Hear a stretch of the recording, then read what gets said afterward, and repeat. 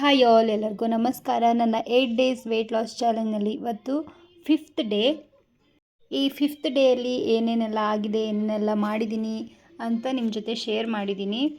ನಿಮಗೆ ಇಷ್ಟ ಆದರೆ, ನಿಮಗೇನಾದರೂ ಯೂಸ್ಫುಲ್ ಅನಿಸಿದರೆ ವಿಡಿಯೋಗೊಂದು ಲೈಕ್ ಮಾಡೋದನ್ನು ಮರಿಬೇಡಿ. ಹಾಗೆ ಯಾರ್ಯಾರು ವೆಯ್ಟ್ ಲಾಸ್ ಮಾಡಬೇಕು ಅಂತ ಇರ್ತಿರಲ್ಲ, ಅವ್ರಿಗೆ ಹೆಲ್ಪ್ ಆಗುತ್ತೆ. ಸೊ ಅಂಥವರು ಯಾರಾದರೂ ಇದ್ದರೆ ಅವ್ರಿಗೂ ಈ ವಿಡಿಯೋನ ಶೇರ್ ಮಾಡಿ ಅಂತ ಕೇಳ್ತೀನಿ.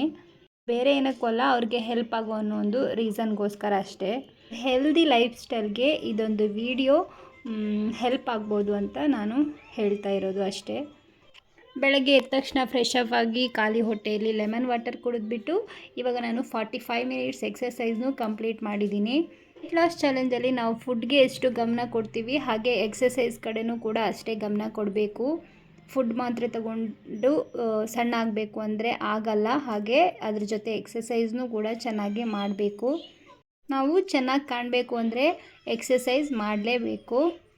ನೆಕ್ಸ್ಟ್ ನಾನಿಲ್ಲಿ ಬೆಳಗಿನ ಬ್ರೇಕ್ಫಾಸ್ಟ್ಗೆ ಇಲ್ಲಿ ನಾನು ವೆಜಿಟೇಬಲ್ಸ್ ಅಂದರೆ ಕ್ಯಾರೆಟು, ಬಟಾಣಿ, ಕ್ಯಾಪ್ಸಿಕಮ್, ಬೀನ್ಸ್, ಟೊಮೆಟೊ, ಆನಿಯನ್ ಎಲ್ಲ ಹಾಕಿಬಿಟ್ಟು ವೆಜಿಟೇಬಲ್ ಉಪ್ಮಾ ಮಾಡಿಬಿಟ್ಟು ತೊಗೊಂಡಿದ್ದೀನಿ.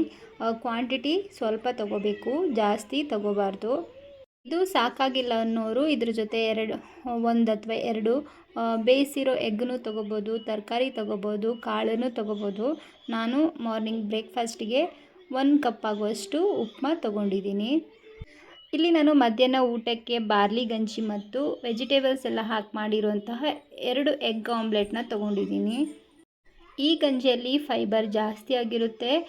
ಸೊ ಹಾಗಾಗಿ ನಮಗೆ ಹೊಟ್ಟೆ ಫುಲ್ ಅನ್ನೋ ಫೀಲ್ ಕೊಡುತ್ತೆ. ಹೆಚ್ಚು ಸಮಯ ನಾವು ಹಸಿವನ್ನು ಕಂಟ್ರೋಲ್ ಮಾಡ್ಕೊಳ್ಳೋವಂಥ ಕೆಪ್ಯಾಸಿಟಿ ಈ ಬಾರ್ಲಿ ಗಂಜಿಗಿದೆ. ಮೊಟ್ಟೆ ಬಗ್ಗೆ ಎಲ್ಲರಿಗೂ ಗೊತ್ತೇ ಇರುತ್ತೆ, ಹೇಳಬೇಕು ಅಂತ ಏನಿಲ್ಲ. ಎಗ್ಗಲ್ಲಿ ಪ್ರೋಟೀನ್ ಜಾಸ್ತಿ ಇರುತ್ತೆ. ಸೊ ವೆಯ್ಟ್ ಲಾಸ್ ಚಾಲೆಂಜ್ ಮಾಡಬೇಕು ಅಂತ ಇರ್ತಾರಲ್ಲ, ಅವ್ರಿಗೆ ಎಗ್ ಒಳ್ಳೆ ರೀತಿಯಲ್ಲಿ ವೆಯ್ಟ್ ಲಾಸ್ ಆಗೋಕ್ಕೆ ಹೆಲ್ಪ್ ಮಾಡುತ್ತೆ. ನಾನಿಲ್ಲಿ ಬರೀ ಎಗ್ ಆಮ್ಲೆಟ್ ತೊಗೊಂಡಿಲ್ಲ, ಇದಕ್ಕೆ ಸಾಕಷ್ಟು ನಾನು ವೆಜಿಟೇಬಲ್ಸ್ನ ಆ್ಯಡ್ ಮಾಡ್ಕೊಂಡಿದ್ದೀನಿ. ಹಾಗೆ ಮಧ್ಯಾಹ್ನ ಊಟ ಆಗಿರ್ಬೋದು, ಮಾರ್ನಿಂಗ್ ಬ್ರೇಕ್ಫಾಸ್ಟ್ ಆಗಿರ್ಬೋದು, ನೈಟ್ ಊಟ ಆಗಿರ್ಬೋದು, ಕರೆಕ್ಟ್ ಟೈಮ್ಗೆ ನಾವು ತೊಗೋಬೇಕು. ಸಾಕಷ್ಟು ನಾವು ಒಂದೇ ಟೈಮಲ್ಲಿ, ಅಂದರೆ ನಿನ್ನೆ ನಾವು ಮಾರ್ನಿಂಗ್ ಬ್ರೇಕ್ಫಾಸ್ಟ್ ಯಾವ ಟೈಮಲ್ಲಿ ತೊಗೊಂಡಿದ್ದೀವಿ, ನೆಕ್ಸ್ಟ್ ಡೇನೂ ಅದೇ ಟೈಮಲ್ಲಿ ತೊಗೊಳ್ಳೋ ಥರ ಫಾಲೋ ಮಾಡಬೇಕು. ಎಕ್ಸಾಂಪಲ್, ನಾವು ಮಾರ್ನಿಂಗ್ 7 to 9 ಒಳಗಡೆ ಟಿಫನ್ ಮುಗಿಸಿರಬೇಕು. ಮಧ್ಯಾಹ್ನ ನಾವು 12ರಿಂದ 2 ಗಂಟೆ ಒಳಗಡೆ ಊಟ ಮುಗಿಸಿರಬೇಕು. ನೈಟು ಡಿನ್ನರ್ ಬಂದುಬಿಟ್ಟು 6:30-7 ಒಳಗಡೆ ನಾವು ತಿಂದಿರಬೇಕು. ಲೇಟ್ ನೈಟ್ ಯಾರೂ ತಿನ್ನೋಕ್ಕೆ ಹೋಗಬೇಡಿ. ಈ ರೀತಿ ಫಾಲೋ ಮಾಡೋದ್ರಿಂದ ನಾವು ಫುಲ್ ಡೇ ಸ್ಟ್ರೆಂತಿಂದ ಇರ್ಬೋದು. ಮತ್ತು ಪದೇ ಪದೇ ಹಸಿವಾಗುತ್ತಲ್ಲ, ಆ ಥರ ಹಸಿವನ್ನು ಕಡಿಮೆ ಮಾಡ್ಬೋದು. ಮತ್ತು ನಾವು ತೊಗೊಂಡಿರೋ ಆಹಾರ ಚೆನ್ನಾಗಿ ಜೀರ್ಣ ಆಗುತ್ತೆ. ಹಾಗೆ ನೀರು ಕುಡಿಯೋ ವಿಷಯನೂ ಕೂಡ ಅಷ್ಟೇ ಮುಖ್ಯವಾಗುತ್ತೆ. ಎಷ್ಟು ಚೆನ್ನಾಗಿ ನಾವು ನೀರು ಕುಡಿತೀವೋ ಅಷ್ಟು ಚೆನ್ನಾಗಿ ವೆಯ್ಟ್ ಲಾಸಲ್ಲಿ ರಿಸಲ್ಟ್ ನೋಡ್ಬೋದು. ಅಪ್ರಾಕ್ಸಿಮೇಟಾಗಿ ನಾವು 2.5 to 3 ಲೀಟರ್ ನೀರನ್ನ ಕುಡಿಲೇಬೇಕು. ಆಮೇಲೆ ಮತ್ತೆ ಮಜ್ಜಿಗೆ, ಜ್ಯೂಸು ಆ ಥರ ಎಲ್ಲ ಅದು ನೆಕ್ಸ್ಟ್ ಬರುತ್ತೆ. ನೀರು ಅಂತ ಬಂದರೆ ನಾವು 2.5 to 3 ಲೀಟರ್ ನೀರನ್ನ ತೊಗೊಳ್ಳೇಬೇಕು. 2.5 to 3 ಲೀಟರ್ ನೀರು ಕುಡಿಬೇಕು ಅಂತ ಒಂದೇ ಸಲ ನಾವು ಜಾಸ್ತಿ ನೀರು ಕುಡಿಬಾರ್ದು. ಸ್ವಲ್ಪ ಸ್ವಲ್ಪನೇ ನೀರನ್ನ ನಾವು ತೊಗೋಬೇಕು.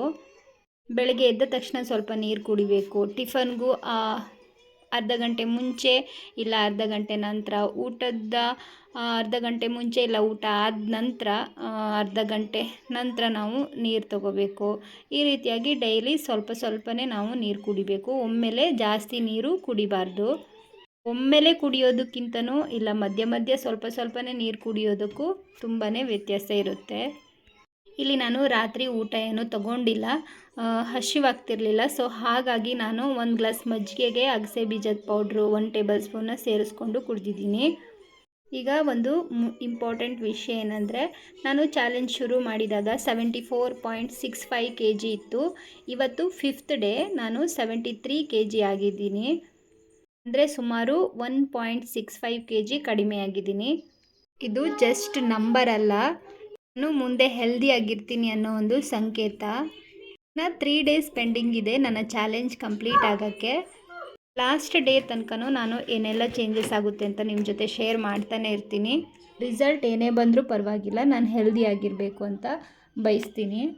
ಹಾಗೆ ನನ್ನ ಈ 8 ಡೇಸ್ ವೆಯ್ಟ್ ಲಾಸ್ ಚಾಲೆಂಜಲ್ಲಿ ಈ ವಿಡಿಯೋಯಿಂದ ಯಾರಿಗಾದ್ರೂ ಯೂಸ್ಫುಲ್ ಆಗ್ತಾಯಿದ್ರೆ, ಯೂಸ್ಫುಲ್ ಅನಿಸಿದರೆ ವಿಡಿಯೋಗೊಂದು ಲೈಕ್ ಮಾಡಿ, ನಮ್ಮ ಚಾನಲ್ನ ಸಬ್ಸ್ಕ್ರೈಬ್ ಮಾಡ್ಕೊಳ್ಳಿ. ವೆಯ್ಟ್ ಲಾಸ್ ಯಾರೆಲ್ಲ ಆಗಬೇಕು ಅಂತ ಇರ್ತಾರೆ ಅವ್ರಿಗೆ ಈ ವಿಡಿಯೋನ ಶೇರ್ ಮಾಡಿ ಅಂತ ಕೇಳ್ಕೊತೀನಿ. ಮತ್ತೆ ಮುಂದಿನ ವಿಡಿಯೋದಲ್ಲಿ ಮತ್ತೆ ಸಿಗೋಣ. ಅಲ್ಲಿವರೆಗೂ ಟೇಕ್ ಕೇರ್, ಬಾಯ್.